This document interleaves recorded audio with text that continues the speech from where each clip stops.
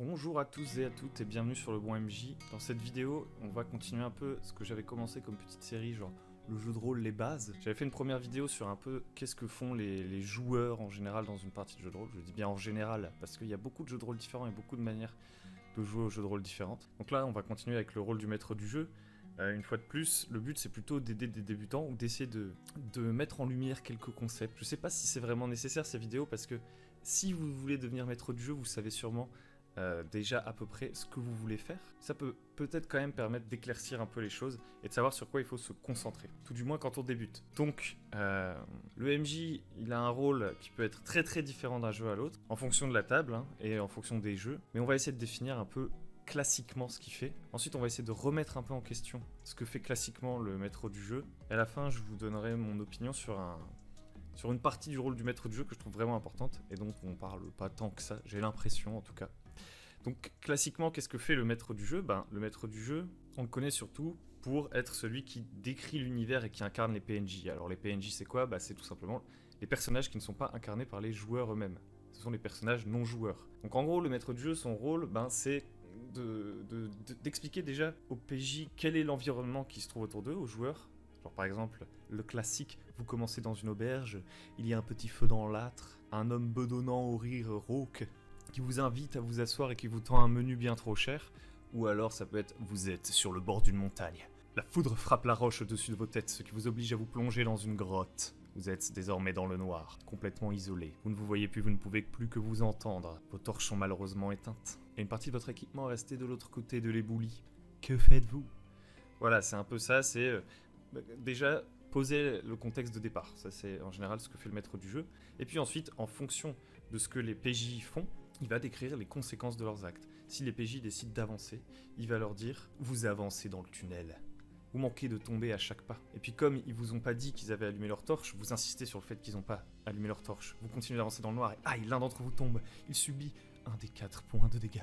Et là ils font « Oh non, nous devrions allumer nos torches, etc. » Vous décrivez au fur et à mesure ce qui se passe pour essayer de donner vie à l'univers qui les entoure. Donc vous décrivez les lieux, vous décrivez via les 5 sens, les odeurs, le goût, le toucher, la vue. Et puis vous incarnez les PNJ, comme on le disait. Donc soit en utilisant leur voix, etc., en prenant les petites voix comme ça. Bonjour. Bonsoir. Enchanté. Vous faites ce que vous voulez, vous pouvez aussi dire le marchand te dit que. On a déjà un peu parlé dans la vidéo précédente. Mais en gros, vous allez dire ce que font les PNJ, etc., etc. Ça, c'est le rôle principal qu'on voit en tant que maître du jeu quand on participe à une partie de jeu de rôle. Et le deuxième truc qui vient un peu avec ça, je pense, c'est préserver la cohérence de l'univers et des règles. C'est-à-dire déjà arbitrer les règles avec lesquelles on joue, qui en général, si le jeu est bien fait, sont un peu le reflet de l'univers finalement. Les mécaniques du jeu, les règles qu'on va utiliser, on les respecte parce qu'elles nous permettent de créer la fiction qui nous intéresse en général. Bien expliquer les règles, savoir expliquer aux joueurs à quel moment ils doivent jeter les dés, etc. etc. Et pour l'univers, pour ce qui est de la cohérence de l'univers, c'est savoir improviser un peu dans l'univers pour justement pouvoir continuer à le décrire même si les joueurs ne font pas ce qu'on avait prévu. Donc décrire les conséquences, etc. Et aussi pour pouvoir leur dire ce qui est de l'ordre du possible ou non, etc. etc. Donc, en gros, on est un peu l'encre qui va permettre de rester dans le jeu pour pas que, par exemple, on parte en déconne totale et qu'on sorte du jeu. Enfin, on peut vouloir le faire, et dans ce cas-là, il n'y a pas de problème. Mais parfois, certains joueurs moins expérimentés ou qui connaissent pas l'univers vont tout simplement ne pas savoir vraiment quoi faire ou sortir un peu du cadre, etc. Et donc vous allez les ramener dans le cadre en disant non, ça c'est pas vraiment possible, etc. C'est un truc qui peut être partagé avec les autres joueurs qui connaissent bien l'univers aussi, mais je commence déjà à partir dans la remise en question de tout ce que je suis en train de dire, qui viendra après. Ensuite, troisième truc, je pense, qui est vraiment dans le rôle du maître du jeu, c'est de créer des accroches, c'est-à-dire de mettre l'histoire en mouvement. La plupart du temps, ça va être, on parle de scénario en français, on parle par exemple de donjon en anglais, on parle de quête, on parle de campagne, etc. Donc c'est de mettre l'univers en mouvement, en tout cas de mettre le feu aux poudres, de créer un truc qui va donner envie aux personnages de bouger pour qu'il commence à y avoir une histoire en fait. Parce qu'un univers sans histoire, c'est pas super, en tout cas pour jouer. Donc ça peut être un bac à sable où les accroches ne viennent même pas aux joueurs en fait. Les joueurs doivent, enfin les PJ vont se déplacer, etc. Et là, ils vont voir des trucs qui vont peut-être les titiller et ils vont décider de s'emparer de cette situation pour faire quelque chose. Ou alors ça peut être vraiment des quêtes, genre où vous dites, il y a carrément un mec qui vient cash et qui dit « J'ai besoin de vous mes amis, c'est 5 pièces d'or ou rien, non négociable, il faut retrouver mes poules. » Ça peut être une quête cash. En tout cas, vous allez essayer de proposer, comment on pourrait dire ça ?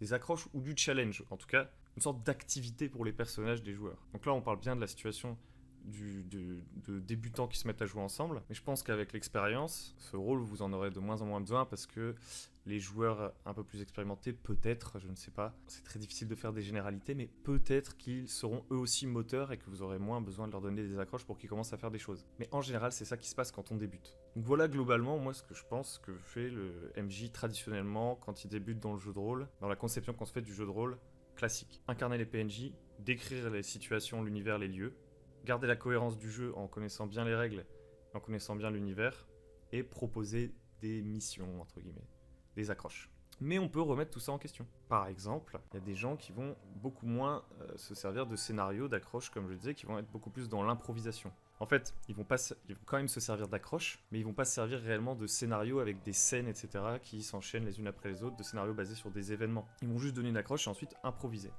Ou alors, et ben là, on commence à entrer dans le jeu de comment se répartissent les tâches entre le MJ et les PJ. Et ben les accroches vont peut-être venir des PJ au final, parce que si l'histoire se concentre sur leurs personnages, donc qu'on joue de manière character-driven, c'est-à-dire en se concentrant sur les personnages, peut-être que les accroches, en fait, ce n'est pas vraiment vous, en tant que maître du jeu, qui allez les proposer, ce sont vos joueurs, la création de leur personnage. Par exemple, ils vont dire que leur personnage, il a particulièrement envie de protéger sa petite sœur, c'est ça son principal objectif, et il va dire que sa petite sœur, elle est poursuivie par, je sais pas, des chasseurs de sorcières, parce qu'elle a des pouvoirs magiques, j'en sais rien. En fait, c'est lui un peu qui a créé l'accroche, ou en tout cas le déclencheur de l'action, c'est que certainement il est poursuivi par des chasseurs de sorcières. Donc l'idée vient de lui. Pareil, pour ce qui est de décrire l'univers, etc., ou même d'en être garant, bah, en fait, ça dépend d'à quel point votre univers est dur. Si vous jouez, je sais pas moi, dans un univers préexistant, par exemple, que vous jouez dans l'univers du Seigneur des Anneaux, ou de Star Wars, ou de Golarion, ou des Forgotten Realms, bah là peut-être que l'univers est assez dur, donc qu'en tant que maître de jeu vous allez avoir un vrai rôle sur la cohérence et sur la description de ce qui s'y trouve, parce que vous voulez vraiment jouer dans cet univers tel quel, de la manière la plus canon possible. Ou alors, et moi c'est ce que je fais très très souvent, vous jouez en émergence, et du coup en fait, le fait de décrire l'univers, etc., c'est quelque chose qui relève beaucoup plus de la conversation. Et en fait, en tant que maître du jeu, vous allez tendre des perches aux joueurs et laisser plein de blancs dans votre univers, et les joueurs vont pouvoir participer à la création de l'univers en pleine partie, en vous décrivant des PNJ, etc. C'est bien pour montrer qu'il y a plusieurs façons de jouer. Par exemple, moi prochainement, j'espère me mettre à jouer à Symbaroum. C'est un truc dont je parle depuis longtemps et que je ne fais pas, et c'est mal. C'est mal de faire des promesses comme ça. J'aimerais bien jouer à Symbaroum, donc là l'univers est quand même un petit peu plus dur, parce que c'est un univers préexistant, donc là en tant que MJ, je vais avoir un taf pour essayer de retranscrire cet univers, alors que d'habitude, je fais beaucoup d'émergence et les personnages inventent plein de trucs sur l'univers. Donc c'est très différent. Pareil pour l'incarnation des PNJ, c'est pas forcément toujours le MJ qui incarne les PNJ. Alors là, ça devient un peu étrange, sémantiquement, je ne sais pas, puisqu'en fait, à partir du moment où vous dites à un joueur qui peut incarner un PNJ, est-ce que le PNJ ne devient pas un PJ? Parce que c'est le joueur qui l'incarne, je ne sais pas. On va pas entrer dans un débat débile comme ça, mais en gros, vous pouvez parfaitement, en tant que MJ, dire aux joueurs qu'ils peuvent incarner plusieurs personnages, par exemple. Que par exemple, si leur groupe se sépare, que l'un des PJ va chez un marchand, bah, plutôt que ce soit vous, le MJ, qui jouiez le marchand, vous pouvez très bien dire que c'est un autre joueur qui va jouer le marchand.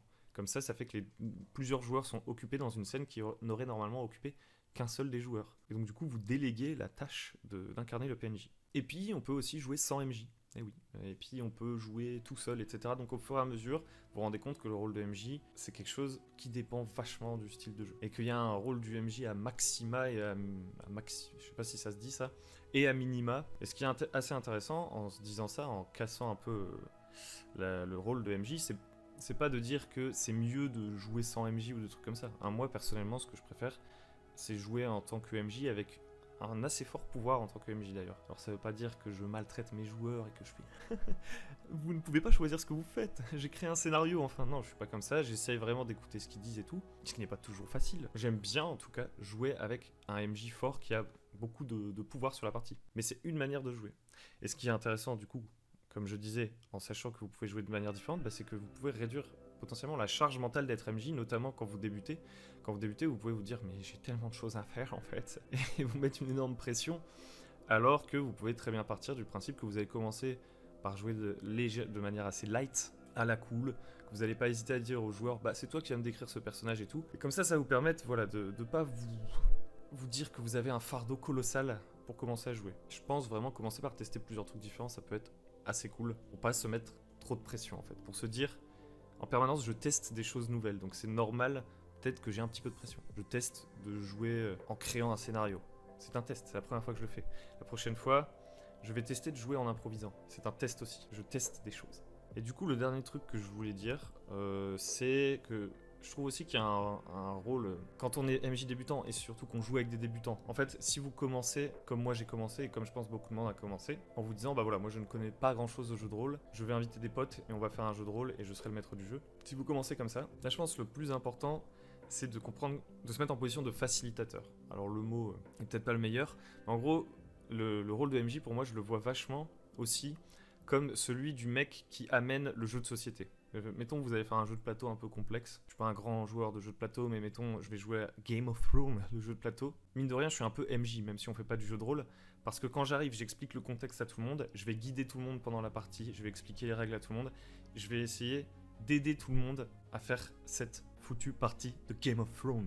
Et en fait, c'est un peu ça, je trouve aussi le rôle du maître du jeu au début. Lorsque vous allez vous lancer, si vous vous lancez avec d'autres débutants, vous serez sûrement la personne la plus informée. Et donc votre but, c'est d'être le plus didactique, etc. avec les autres. Ça ne veut pas dire que le rôle du maître du jeu, c'est de résoudre tous les conflits, de toujours aider les autres, etc. Vous n'êtes pas obligé de porter vos joueurs sur votre dos, c'est pas ça le taf de MJ. I can't carry it for you, but I can carry you.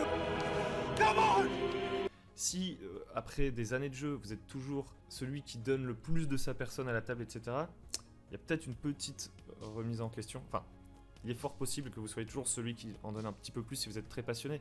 Mais si la répartition, c'est genre 80% du truc, c'est vous qui le faites, et les autres sont un peu là à attendre que vous fassiez la partie, quoi, parce que c'est vous le maître du jeu après tout, et ben, il faut peut-être en parler avec eux, c'est peut-être qu'ils sont pas assez investis, peut-être que vous êtes trop investis. En tout cas, si ça vous fatigue, sachez que vous n'êtes pas obligé d'autant vous investir, que en fait, pour qu'une partie de jeu de rôle se passe bien, la tâche relève de tout le monde.